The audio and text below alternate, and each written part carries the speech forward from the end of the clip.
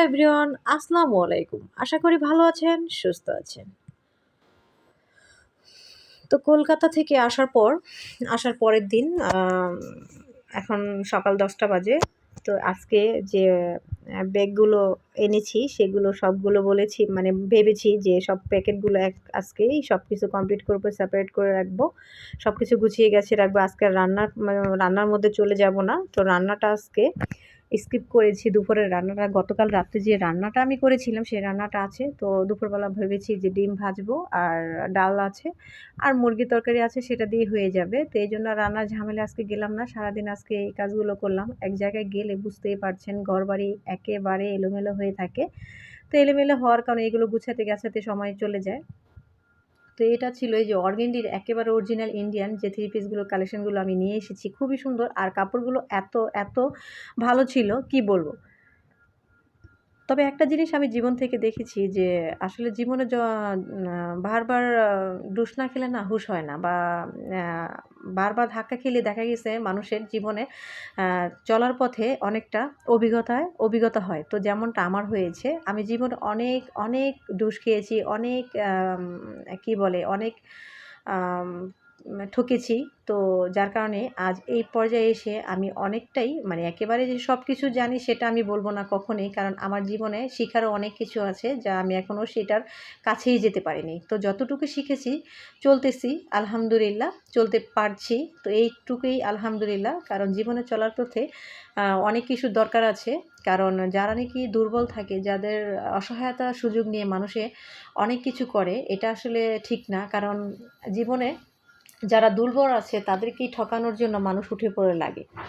নরম মাটিতে মানুষ বলে না, নরম মাটিতে খামচাইতে খুব আরাম পায়। তো এরকমই আর কি। তো আমার লাইফেও কিন্তু এরকম অনেক দিন গেছে যে আমাকে নরম পেয়ে অনেকেই খামচে মুচড়ে আমাকে মানে প্রতিনিয়ত মেরে ফেলেছে। তো যাই হোক, এই পর্যায়ে এসে আমি অনেকটাই মানে এই যে বর্তমানে এসে আমি অনেকটাই এগিয়ে যাওয়ার যে ইনটেনশনটা, যে মানে সাহসটা, মনের থেকে যে জোরটা আমি পাই, সেটা শুধুই আমার নিজের থেকে, অন্য কারোর থেকে না। কেউ আমাকে কোনো দিন এরকম কোনো ভরসা দেয়নি যে যাও এগিয়ে যাও, পাশে আছি, এরকম কথা আমাকে কোনো দিনও কেউ বলেনি। তো যাই হোক, ফাইনালি এই প্রচেষ্টাটা সম্পূর্ণভাবেই আমার।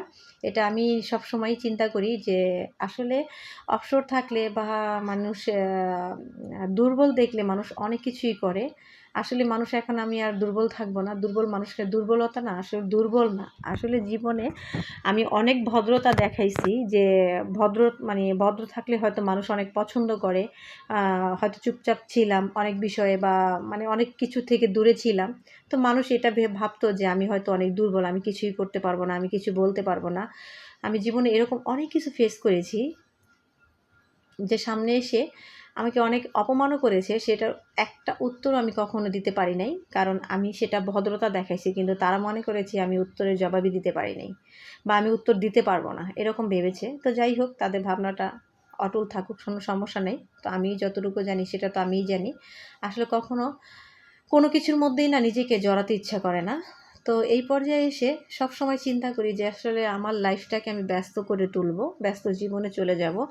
তখন আর পিছু যে ব্যাপারটা আছে, পিছু টানটা সেটা আর থাকবে না। সেটা মানে আ আমার আর কষ্ট হবে না। পিছুর দিকে তাকালে, পেছনের দিকে তাকালে যে কষ্টগুলো হয়, অতীতের কথা ভাবলে যে কষ্ট ফিল হয়, সেটা আর আমার থাকবে না। আমি ব্যস্ত লাইফ কাটাবো যাতে ব্যস্ততার মধ্যে আমার সেগুলো মনেই না পড়ে। আর এখনও বর্তমানে এসেও কিছু মানুষ আমার পিছনে সবসময় লেগে থাকে। আসলে কি কেমন লেগে থাকে যে মানে সবসময় আমাকে দেখে একটু জেলাস ফিল করে। এটা আমি সবসময় বলি, এখনও বলি। এটা হয়তো জানি না কতদিন চলবে। তারা কিন্তু আমার আপনজন না। মানে আপনজনরাই যে ক্ষতি করে তা না। পর মানুষও কারণ আপনের চেয়ে পর ভালো, পরের চেয়ে জঙ্গল ভালো। এই কথাটা যে বলে, আসলে পরেও কিন্তু এখন পরের ক্ষতি করতেও পরের কিন্তু দ্বিধাবোধ করে না। পরেও এখন পরের ক্ষতি করতে চায়। যেখানেই যাবেন দেখবেন একজন, আপনি ভালো কিছু করছেন, ভালো কিছু খাচ্ছেন, ভালো কিছু পড়ছেন, আপনি পেছনে লেগে যাবে অনবরত। তো যাই হোক, আমি যতটুকুই দেখেছি, যাক এখন আর আমার সেই কষ্ট হয় না। এখন মানুষের সাথে লড়াই করার জন্য বা কিছু কথা উত্তর দেওয়ার জন্য আমি প্রস্তুত থাকি সবসময়। কারণ একটা সময় ছাড় দিয়েছি, একটা সময় না অনেকটা সময় আমি ছাড় দিয়েছি, ছাড় দিতে দিতে এই পর্যায়ে এসেছি, কিন্তু এখনও এইগুলো মানাটা সম্ভব না। আমার মনে হয় যে এখন কিছু করা উচিত বা কিছু বলা উচিত। আসলে যতই চুপ করে থাকবেন আপনাকে মানুষ ততই দুর্বল ভাববে, আর মনে হবে যে আপনি কিছুই বলতে পারবেন না। তারা আপনি কিছু বলার মানে জবাব দেওয়ার মতো কোনো ভাষা নেই, এরকম কিছু ভাবে। আপনি যে ভদ্রতার খাতিরে তাকে কিছু বলছেন না, সেটা কিন্তু একটু ভাববে না।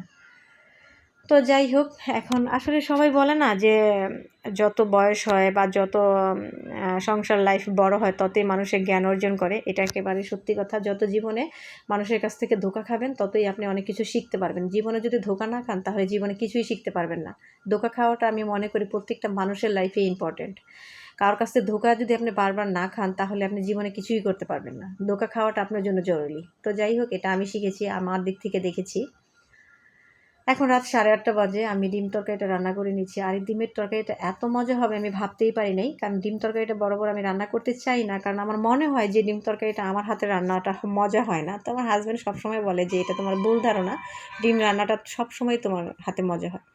কিন্তু আমার মনে হয় আর কি যে আমার ভালো লাগে না। তো যাই হোক, কিন্তু এই তরকারিটা রান্না করার পর বিশ্বাস করেন এত মজা হয়েছিল কি বলবো। খুবই ভালো লেগেছিল, আমার নিজেরই খুব ভালো লেগেছিল। আমি পুরো ফিদা হয়ে গিয়েছি যে এই রান্নাটা এত মজা। তো যাই হোক, আসলে এইগুলো হচ্ছে আপনার সিম্পলের মধ্যে ডিমটা রান্না করে নিলাম, 4টা ডিম। তো এই যে রান্না করার পর পরিমাণ মতো একটু কষিয়ে টষিয়ে নিয়ে এখন সুন্দরভাবে আলুটা আরেকটু চিকন করলেও ভালো হতো। তো আমার শরীরটা তেমন ভালো না, আমি কলকাতা থেকেই অসুস্থ হয়ে এসেছি, এখনও অসুস্থ কাটিয়ে উঠতে পারি নাই। শ্বাসকষ্টটা প্রচুর পরিমাণ কেন যেন বেড়ে গিয়েছে। তো যাই হোক, আমার জন্য সবাই দোয়া করবেন আমি যাতে সুস্থ থাকি। আমি সুস্থ না থাকলে আমার পুরো ছেলে মেয়ে হাজব্যান্ড কেউ ঠিক থাকবে না। তো যাই হোক, সবার কাছে আমি দোয়া চাইছি যে আমার জন্য সবাই দোয়া করবেন যাতে আমি সুস্থ থাকি, ভালো থাকি। তো এই তো আমি একটু রান্নাটা হয়ে গেছে, রান্নাটা করার আগ মুহূর্তে, নামানোর আগ মুহূর্তে আমি একটু জিরা ভাজা গুঁড়া দিয়ে দিলাম। জিরা ভাজা গুঁড়োটা দিয়ে এখন আমি একটু নাড়াচাড়া করে নিয়ে এটাকে নামিয়ে নিব, তারপর একটু খেয়ে নিব। অলরেডি অনেক দেরি হয়ে গিয়েছে, প্রায় 11টা বাজে।